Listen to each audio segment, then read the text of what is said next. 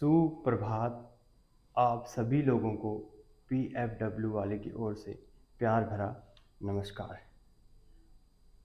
आप सभी लोगों को बहुत बहुत थैंक यू कि आपने जो लास्ट मेरा वीडियोस था इंट्रोडक्शन का PFW वाला, या फिर जिसमें मैंने ये बताया था कि ठेकेदार और उसका जो काम करने का तरीका, वो सब कैसे होना चाहिए, कैसे आप चीज़ों को देख सकें। तो आज जो हमारा नया जो अगला टॉपिक है वो है कि आप लोग धोखाधड़ी से कैसे बचें। तो धोखाधड़ी का मतलब है कि जैसे आप किसी ठेकेदार से घर बना रहे हैं, तो उसके लिए आपको क्या क्या चीज़ें, या कैसे एक सामने वाला दुकानदार ठेकेदार कैसे आपको एक तरीके से पागल बना जाता है और आप उसकी बातों में आकर उस पर ट्रस्ट कर लेते हो, और बाद में आपको फील होता है कि यार जितने पैसे हमने दिए उतना हमारा उस अकॉर्डिंग काम नहीं हो पाया, या कि हम लगता है कि पागल बन गए, या फिर उतना मज़ा नहीं आया जितना आना चाहिए था। तो अब हम स्टार्ट करते हैं कैसे लोग आपको पागल बनाते हैं। सबसे पहले वो दिखाते हैं, कहते हैं हमारा काम बहुत अच्छा है, और या फिर वो कहते हैं हमने 30 घर साइडें चल रही हैं, 40 साइडें चल रही हैं, या फिर वो बोलते हैं हमारा काम करने का तरीका बहुत अच्छा है, कि एक विश्वास बहुत बड़ी चीज़ होती है। या फिर वो बोलेंगे कि बस ये भी अच्छा हो जाएगा, वो भी अच्छा हो जाएगा, और जब आप उनको पैसे दे देते हैं तो उसके बाद आपको धीरे धीरे पता लगता है कि कैसे वो चीज़ नहीं हो पा रही है। तो मैं आप सबको सबसे पहले बताता हूँ, भरोसा कुछ नहीं होता, 30 40 50 साइडें कुछ नहीं होती। और अगर पीछे 30 40 साल पहले की बात करें तो उस टाइम पे, या जो पुराने लोग थे, तो भरोसा था। आज की डेट में है बट उतना नहीं है। बट हर काम को आज की डेट में अगर वो बहुत ज़्यादा है पैसों का, तो आप उसको भरोसे के साथ साथ में आप हर चीज़ को रिटर्न में लीजिए। तो उसका मैं आपको आज तरीका बता रहा हूँ। तो जो आज का टॉपिक है वो टॉपिक यही है कि धोखाधड़ी से कैसे बचें। और जो लास्ट हमने आपको बताया था कंसल्टेंट, प्रॉपर्टी, PWG, GST, और 1990 से 2010 और 2011 से 2025, यानी कि अगले 10 20 30 40 साल में जो हमारे नई पीढ़ी होगी, जो हमारा फ्यूचर होगा, उनका क्या होगा, जिस जो अभी प्रेजेंट में चल रहा है, तो वो बहुत ज़रूरी है। उसके अकॉर्डिंग आज की डेट में हमें धोखाधड़ी से कैसे बचना है। तो सबसे पहले मैं आपको बताना चाहूँगा, जैसे ही आप किसी भी ठेकेदार से बात करते हैं तो आप उसकी जो भी साइड है सारा चीज़ चेक करिए। सबसे पहले वो कहता है कि मेरी 30 साइडें चल रही, 40 साइडें चल रही हैं, तो आप सबसे पहले उससे पूछिए कि सर, क्या आपकी फर्म या आपका जो प्रोप्राइटर है, या जो आपका नाम है, आपके पास GST है? जो हमने बात की थी यहाँ पर GST की, ठीक है। तो अगर वो एक जेन्युइन बंदा होगा तो वो क्या करेगा, GST लेगा ही लेगा। गवर्नमेंट एक जो गवर्नमेंट ने एक GST नंबर होता है, टिन नंबर होता है, वो उसमें अपनी फर्म को सेल टैक्स में रजिस्ट्रेशन कराएगा ही कराएगा, क्योंकि एक प्रोफेशनली काम करने में इसका बहुत ज़रूरी है। उसके बाद वो कहेगा कि मेरी 30 साइडें चल रही, मेरी 40 साइडें चल रही, ये मेरा 500 घर बना चुका हूँ, 1000 घर बना चुका हूँ, 2000 घर बना चुका हूँ। तो फिर आप उससे पूछिए कि सर, ठीक है, मैं आपकी बात से एग्री हूँ, क्या आप अपनी ITR भरते हैं?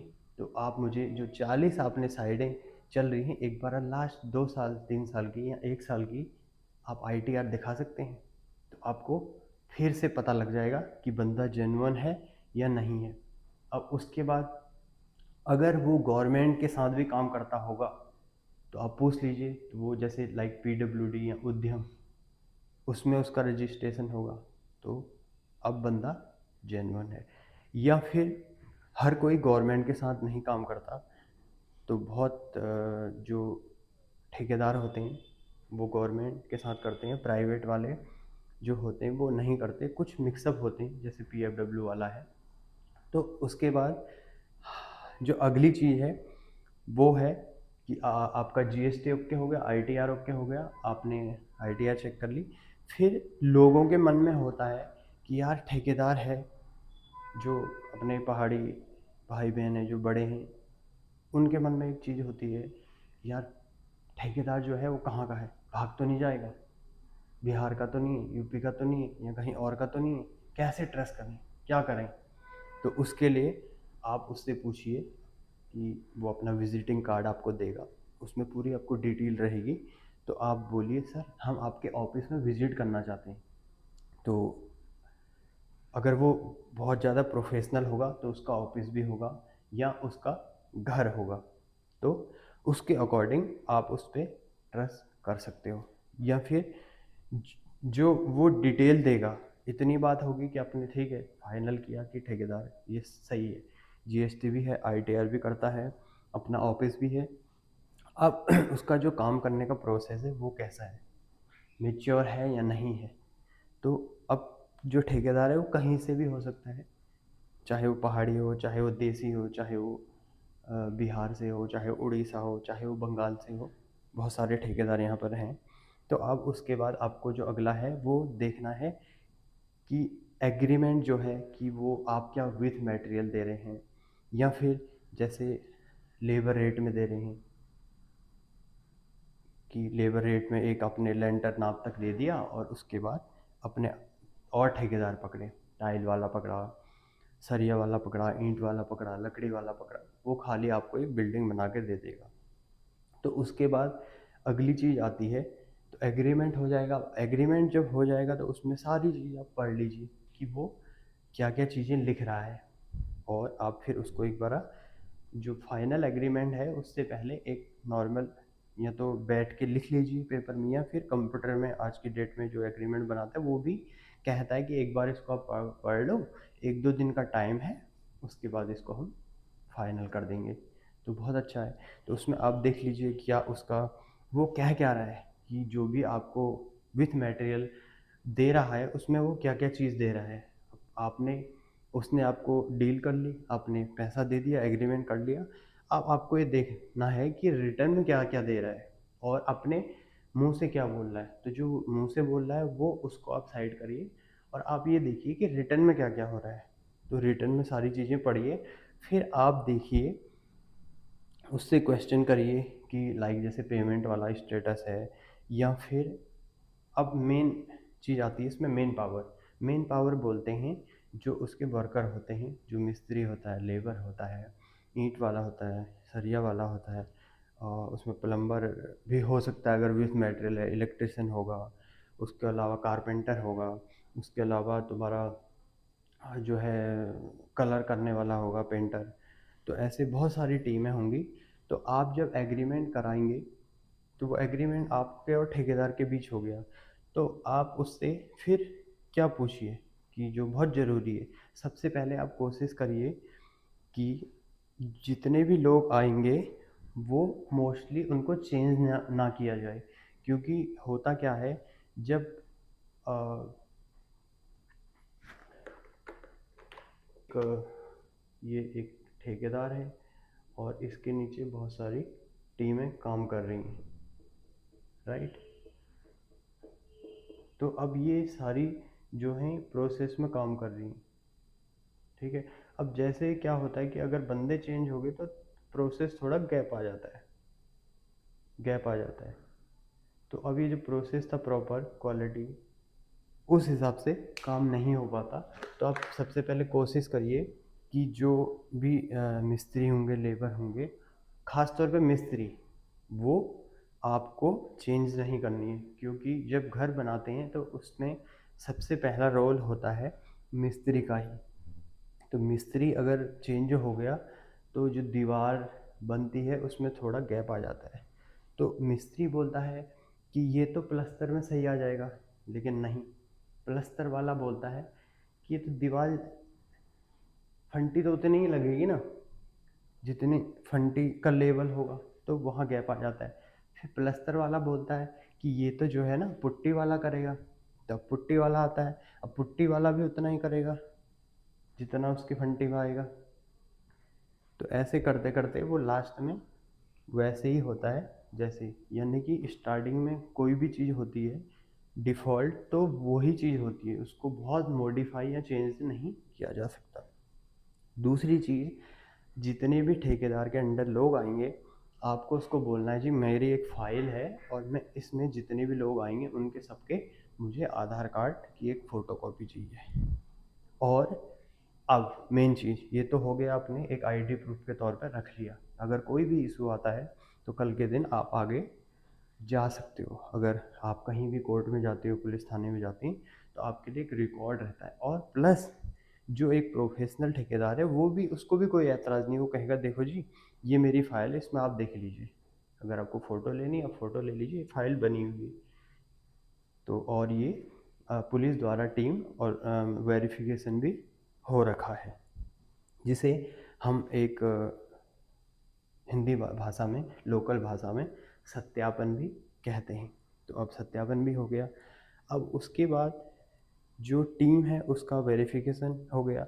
अब आप आगे का प्रोसेस चेक करिए कि भैया आपने हमसे ठेका लिया, अब आप तो खुद करेगा नहीं, मीन्स ठेकेदार थोड़ी करता है हर कुछ, उसको तो टीम को ला ला के मैनेज करना होता है, करवाना होता है, सामान लेके आना होता है। तो अब जो रेट है उसमें आप हर चीज़ चेक करिए कि लकड़ी वाला है, आप कौन सी लकड़ी लगा रहे हो, क्या उसकी क्वालिटी है, और वो उसका क्या, कौन बना रहा है, उसका एक डिटेल, और वो चीज़ उसमें मेंशन कर लीजिए, साल सिलम वगैरह जो भी है। उसके बाद लाइक सरिया वाले का, कि कौन सी सरिया है, कितने सूत की रहेगी। और सरिया वाले केस में छल्लों में बड़ा गैप आता है, तो कुछ प्रोफेशनल हैं वो बहुत अच्छे से करते हैं वहाँ पर, वो आगे जाके मैं आपको बताऊंगा, प्रैक्टिकली दिखाऊंगा और बताऊंगा। उसके बाद फिर जैसे पेंटर है, तो पेंटर के टाइम पे बहुत ज़्यादा दिक्कत आती है, वो बहुत एक मेन होता है, क्योंकि पेंटर का काम होता है जो एक घर को दिखाता है कि बहुत अच्छा बना हुआ है। तो उस टाइम पे, और उसमें टाइम भी लगता है कि पुट्टी हुई फिर टाइम लगेगा, घिसाई होगी, और जो पुट्टी के बाद वाला प्रोसेस है एक दिन रात में भी घिसाई होगी, ताकि अंधेरे में आपको जो है पता लग जाएगा कि दीवार सीधी आ रही नहीं आ रही, वो सारी चीज़ें। तो ऐसे ही फिर ये जो प्लम्बर है उसकी सारी चीज़ें कि आप कौन कौन सी चीज़ें लगाएंगे, नल कैसे लगाएंगे। और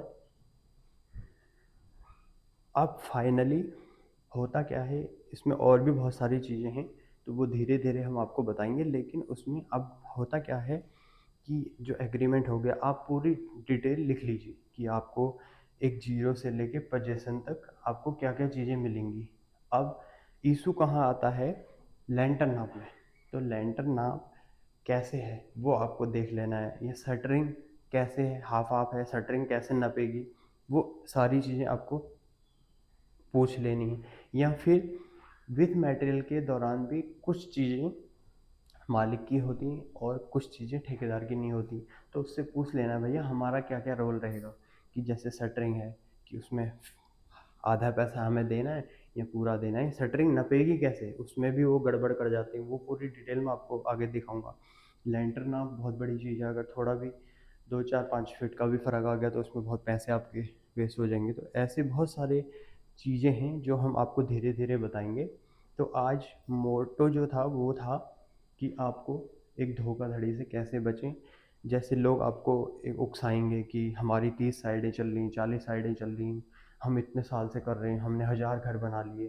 तो उनको बोलो 1000 घर दिखवा सकते हो, या फिर उन जो ऑनर है उनसे क्या फीडबैक पूछ सकते हैं। तो इस तरीके से वेरिफिकेशन करिए, और उससे क्या होगा आपको एक जेन्युइन पता लगेगा। या फिर अगर एक जेन्युइन बंदा है तो कैसे उसका आपको पता लगेगा कि वो एक जीएसटी, उसके पास जीएसटी होगा, आईटीआर जीएसटी होगा, आईटीआर प्रॉपर पे करेगा, या फिर वो बहुत अगर प्रोफेशनल है गवर्नमेंट के साथ करता है तो गवर्नमेंट में उसका होगा पीडब्ल्यूडी में, या फिर उद्यम से वो रजिस्ट्रेशन होगा। और उसके अलावा उसका ऑफिसेज होगा, स्टाफ होगा, जो एक प्राइवेट वर्क होता है उसके अकॉर्डिंग जो कंप्लाइंसेस होंगे वो सब फॉलो करता होगा।